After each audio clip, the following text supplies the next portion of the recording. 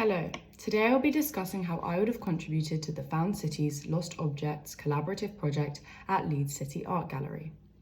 This project explores the themes of urban spaces, marginalisation and equity. In this pitch, I will be explaining my understanding of the project, the role I would take within it, and how I intend to bring these themes to life through collaboration and creative practice.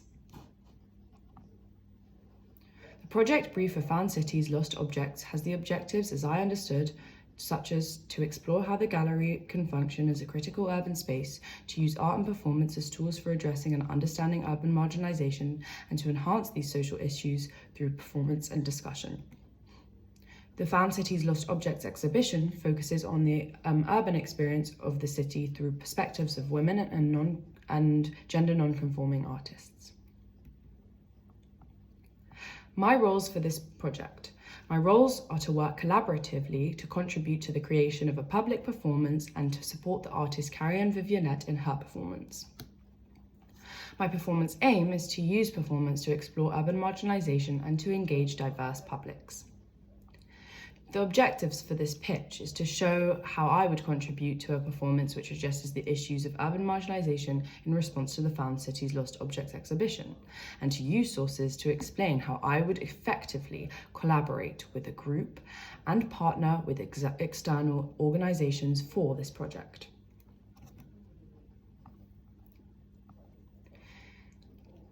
Leeds City Centre. Leeds City Centre is central to this project as both an inspiration and a backdrop. By becoming a critical wanderer and observing and interacting with the city spaces, the invisible boundaries that shape experiences of both marginalised and privileged citizens becomes more evident.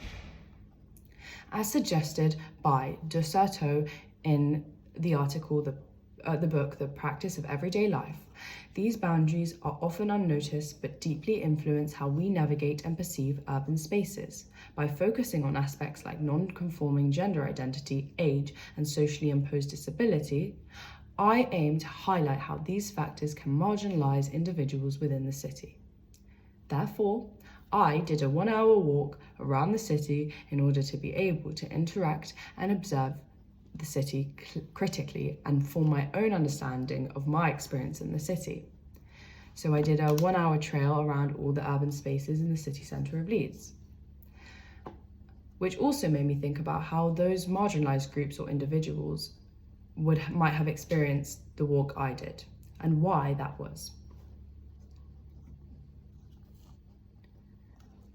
Collaboration with organisations and creative groups. Collaboration is central to this project too. Working closely with the Leeds City Art Gallery and Carrie-Anne Vivianette, as well as collaborating with a group to create performance. My aim is to ensure that performances align with the gallery's goals and resonate with a diverse audience.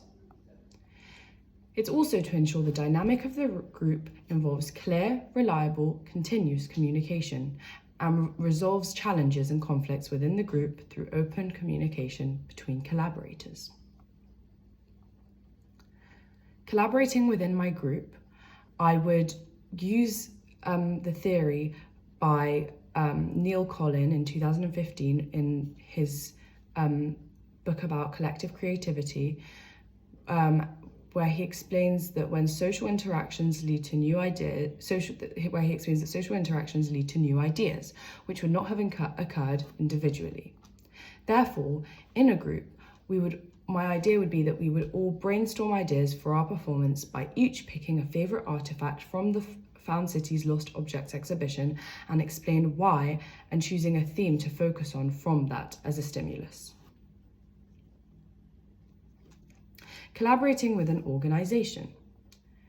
So a source that I found to do with this was the theorising of collaboration practice, which explains the risks involved in collaborative work, such as either the potential for synergy, which is the successful combination of two organisations, and or the disappointing output.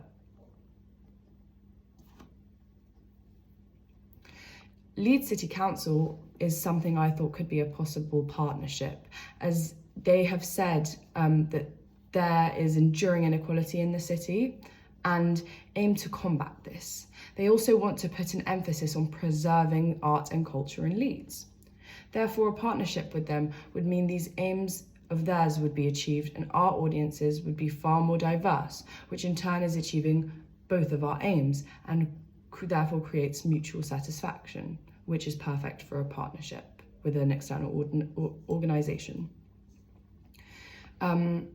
So the Leeds City Council's culture development team is under Arts Together. So we would partner with Arts Together, and it's a policy team which works to support and champion creativity and the creative sector across Leeds, and whose current focus is on the development of Leeds cultural strategy. On our end, we are already generating ideas and content, such as designing the ideas for the performance, and what we would need from them would be their access to a larger audience, which we could do through advertisement. So they say they reach up to 300,000 local people per year through advertising panels in their 8 household waste recycling centres. But they also have sponsoring Leeds Lights, advertisement on pay slips, and most topically for this project, using their promotional event spaces in the Leeds City Centre. Here, the performance group could do a snippet version of the performance in order to directly attract an audience from Leeds City Centre. My collaboration with Carrie-Anne Vivianette in supporting her public performance, I will be supporting her by contributing to the project, which includes assisting with logistics of her performance and facilitating a Q&A session afterwards. As highlighted in Collaborations in Performance Practice, effective collaboration requires a balance of leadership and support. My role here is to ensure that Carrie-Anne's work is well integrated with the overall project and that the audience has the opportunity to engage deeply with her ideas through the Q&A. Another way I would use collaboration for this project is by collaborating with the public. In an article I read called Addressing Vulnerabilities in Public Participation, I understood that for this project, I could get the public's input about marginalisation in Leeds. I could do this by doing surveys on social media aimed at Leeds students about the marginalisation in Leeds City Centre. I could also do these surveys on the streets to locals to have a more realistic approach, and I would prepare questions for both of these. So my artistic contribution will involve physical expression and walking as an art practice, drawing on Jacques Lecoq's techniques from theatre of movement and gesture. I will use physical movement to convey the body's interaction with urban spaces. I will also use walking as a performative act, as explained in Pujol's Walking Art Practice, where it says this will not only engage the audience, but also encourage them to reflect on their own experiences of autonomy and restriction with urban environments. I will also incorporate Laban's efforts in order to show the audience what the people who are walking the streets, who feel marginalised or are marginalised, are really feeling psychologically and physically. Addressing the specific themes. The themes of marginalisation and equity are central to my performance. By focusing on the issues of dealing with disabilities in urban spaces, I will use a combination of physical movement and narrative storytelling to express this concept. My performance will aim to embody these experiences, offering the audience a visceral understanding of what it means to navigate the city from a marginalised perspective. So the ideas, themes and inspirations for this project. So in the Found Cities and Lost Objects exhibition, Sam Metz's Scopic Insufficiency, that piece of work was the one that stood out to me the most. It's a fractured landscape reflecting the artist's disability as he is visually impaired.